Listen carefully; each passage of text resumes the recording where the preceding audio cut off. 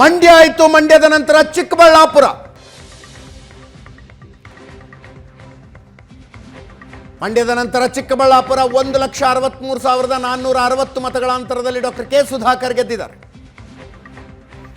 ಕಳೆದ ಸಲ ಇಲ್ಲಿ ಬಚ್ಚೇಗೌಡರು ಗೆದ್ದಿದ್ರು 1,82,110 ಮತಗಳ ಅಂತರದಿಂದ ವೀರಪ್ಪ ಮೊಯ್ಲಿ ಅವರ ವಿರುದ್ಧ ಕಳೆದ ಸಲದ ರಿಸಲ್ಟ್.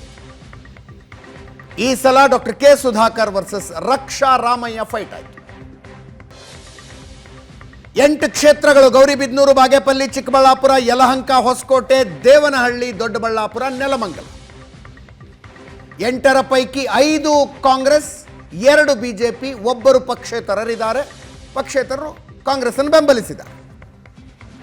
ಗೌರಿಬಿದನೂರು ಕೆ ಪುಟ್ಟಸ್ವಾಮಿಗೌಡ ಪಕ್ಷೇತರರಾಗಿ ಗೆದ್ದು ಕಾಂಗ್ರೆಸ್ ಅನ್ನು ಬೆಂಬಲಿಸಿದ್ದಾರೆ.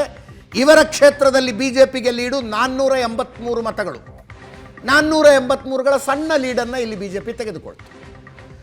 ಬಾಗೇಪಲ್ಲಿ ಎಸ್.ಎನ್. ಸುಬ್ಬಾರೆಡ್ಡಿ ಕಾಂಗ್ರೆಸ್ಸಿನ ಶಾಸಕರು ಕಾಂಗ್ರೆಸ್ಸಿಗೆ 1096 ಮತಗಳ ಲೀಡ್ ಕೊಟ್ಟಿದ್ದಾರೆ.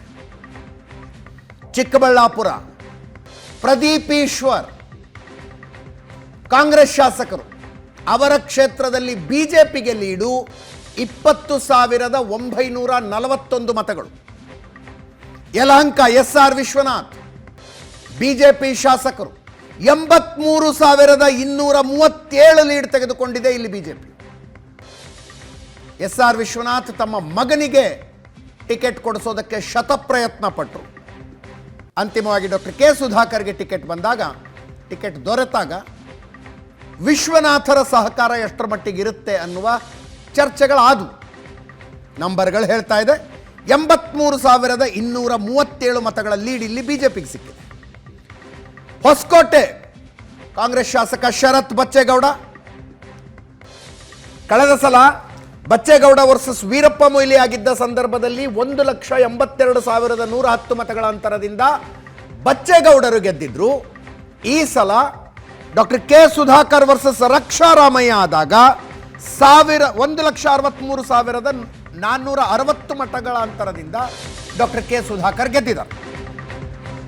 ಗೌರಿಬಿದನೂರು ಪುಟ್ಟಸ್ವಾಮಿಗೌಡರ ಕಾನ್ಸ್ಟಿಟ್ಯೂಯೆನ್ಸಿಯಲ್ಲಿ ವಿಧಾನಸಭಾ ಕ್ಷೇತ್ರದಲ್ಲಿ ಪಕ್ಷೇತರರವರು ಕಾಂಗ್ರೆಸ್ನ ಬೆಂಬಲಿಸಿದ್ದಾರೆ. 483 ಮತಗಳ ಲೀಡು ಬಿಜೆಪಿಗೆ ಬಂದಿದೆ. ಬಾಗೇಪಲ್ಲಿ ಸುಬ್ಬಾರೆಡ್ಡಿ ಕಾಂಗ್ರೆಸ್ ಶಾಸಕರ ಕ್ಷೇತ್ರದಲ್ಲಿ 1096 ಮತಗಳ ಲೀಡು ಕಾಂಗ್ರೆಸ್ಸಿಗೆ ಬಂದಿದೆ. ಪ್ರದೀಪ್ ಈಶ್ವರ್ ಕ್ಷೇತ್ರದಲ್ಲಿ ಇದೇ ಚಿಕ್ಕಬಳ್ಳಾಪುರದಲ್ಲಿ 1 ವರ್ಷದ ಹಿಂದೆ ವಿಧಾನಸಭಾ ಚುನಾವಣೆಯಲ್ಲಿ ಇದೇ ಡಾಕ್ಟರ್ ಕೆ ಸುಧಾಕರ್ ಅವರನ್ನ ಪ್ರದೀಪ್ ಈಶ್ವರ್ ಸೋಲಿಸಿ ಶಾಸಕರಾದರು. ಈಗ ಅವರ ಕ್ಷೇತ್ರದಲ್ಲಿ 20,941 ಮತಗಳ ಅಂತರ ಲೀಡು ಬಿಜೆಪಿಗೆ ದೊರೆತಿದೆ. ಯಲಹಂಕ ಎಸ್.ಆರ್. ವಿಶ್ವನಾಥ್ ಅವರ ಕ್ಷೇತ್ರದಲ್ಲಿ 83,237 ಮತಗಳ ಲೀಡು ಬಿಜೆಪಿಗೆ. ಸ್ವಲ್ಪ ಹೊತ್ತಿಗೆ ಮುಂಚೆ ಹೇಳ್ತಾ ಇದ್ದೆ, ತಮ್ಮ ಮಗನಿಗೆ ಟಿಕೆಟ್ ಕೊಡಿಸುವ ಪ್ರಯತ್ನವನ್ನು ವಿಶ್ವನಾಥ್ ಮಾಡಿದ್ರು. ಟಿಕೆಟ್ ಸಿಗದೇ ಇದ್ದಾಗ ಅವರ ಕೋಆಪರೇಷನ್ ಯಾವ ಹಂತದಲ್ಲಿರುತ್ತೆ ಅನ್ನೋ ಪ್ರಶ್ನೆ ಇತ್ತು. ಲೀಡ್ನಿಂದ ಉತ್ತರ ಸಿಗ್ತಾ ಇದೆ. ಹೊಸಕೋಟೆ ಶರತ್ ಬಚ್ಚೇಗೌಡರ ಕ್ಷೇತ್ರದಲ್ಲಿ ಕಾಂಗ್ರೆಸ್ಸಿಗೆ ಲೀಡು 2,334 ಮತಗಳು. ದೇವನಹಳ್ಳಿ KH ಮುನಿಯಪ್ಪನವರ ಕ್ಷೇತ್ರದಲ್ಲಿ 5,231 ಮತಗಳ ಲೀಡು ಬಿಜೆಪಿಗೆ. ದೊಡ್ಡಬಳ್ಳಾಪುರ ಧೀರಜ್ ಮುನಿರಾಜು ಬಿಜೆಪಿ ಶಾಸಕರು 22,382 ಮತಗಳ ಲೀಡನ್ನು ಬಿಜೆಪಿ ಕೊಟ್ಟಿದ್ದಾರೆ. ನೆಲಮಂಗಲ ಕಾಂಗ್ರೆಸ್ ಶಾಸಕರು ಶ್ರೀನಿವಾಸ್ 33,255 ಮತಗಳ ಲೀಡು ಬಿಜೆಪಿಗೆ ಬಂದಿದೆ. ಪ್ರಶಾಂತ್, ಅಜಿತ್, ಇಲ್ಲಿ ಒಟ್ಟು 5 ಜನ ಕಾಂಗ್ರೆಸ್ ಶಾಸಕರು, ಒಬ್ಬರು ಕಾಂಗ್ರೆಸ್ ಅನ್ನು ಬೆಂಬಲಿಸಿರುವ ಪಕ್ಷೇತರರು, 2 ಬಿಜೆಪಿ ಶಾಸಕರಿದ್ದಾರೆ. ಆದರೆ 2 ಕಾಂಗ್ರೆಸ್ ಕ್ಷೇತ್ರಗಳಲ್ಲಿ 2 ಕ್ಷೇತ್ರಗಳಲ್ಲಿ ಕಾಂಗ್ರೆಸ್ಸಿಗೆ ಲೀಡ್ ಇದೆ, 6 ಕ್ಷೇತ್ರಗಳಲ್ಲಿ ಬಿಜೆಪಿಗೆ.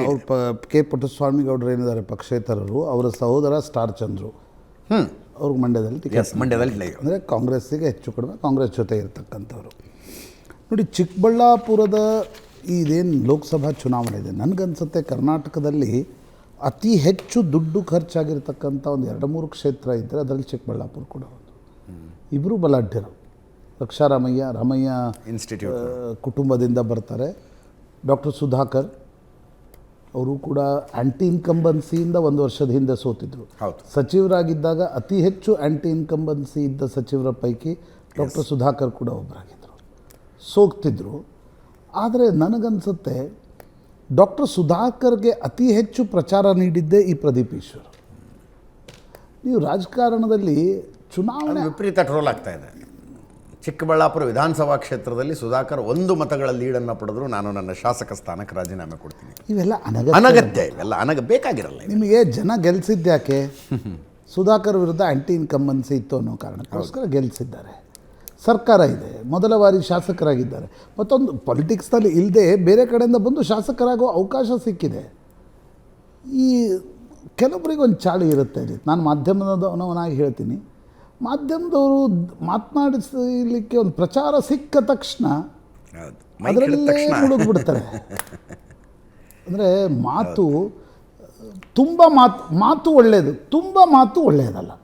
ಹಾಗಿದ್ದರೆ ನೀವು ಟೆಲಿವಿಷನ್ಗೆ ಬನ್ನಿ, ನಮ್ಮ ಪತ್ರಕರ್ತರಾಗಿ ಜಾಸ್ತಿ ಮಾತಾಡಿ, ವಿಷಯದಲ್ಲಿ ಮಾತಾಡಿ. ಆದರೆ ಈ ರೀತಿ ಅನಗತ್ಯ ಮಾತುಗಳು, ಪ್ರದೀಪ್ ಈಶ್ವರ್ ಅನಗತ್ಯ ಮಾತಾಡಿದ್ದೇ ಒಕ್ಕಲಿಗ ಕನ್ಸಾಲ್ಟೇಷನ್ ಆಯಿತು ಅಂತ ನನಗನ್ಸುತ್ತೆ.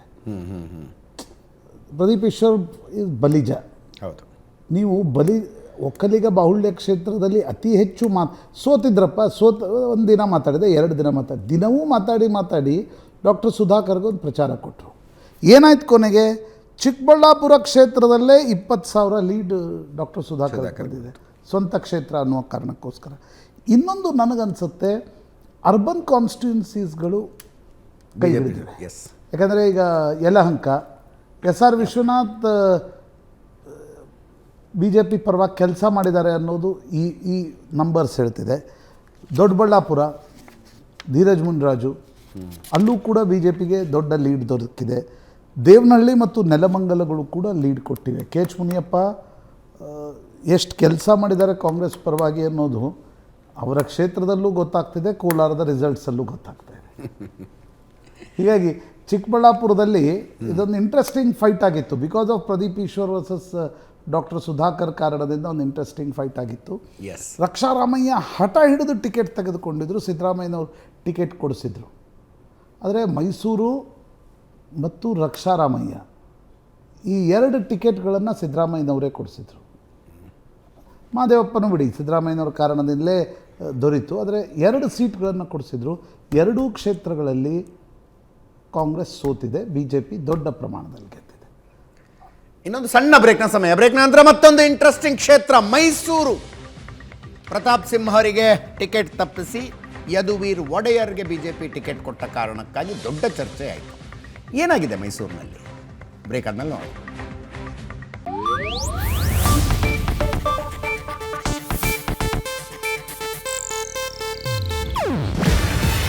ಇದು ಏಷ್ಯಾನೆಟ್ ನ್ಯೂಸ್ ನೆಟ್ವರ್ಕ್ ಪ್ರಸ್ತುತಿ.